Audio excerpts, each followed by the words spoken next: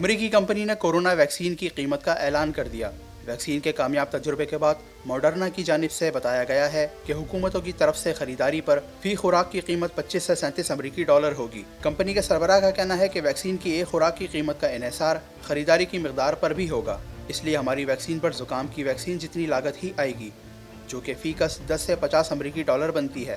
واضح رہے کہ یورپی یونین ماڈرنا سے ویکسین کی خریداری کے لیے اس وقت سے رابطے میں ہے جب اس ویکسین کی طبی آزمائشوں کا آغاز ہوا تھا۔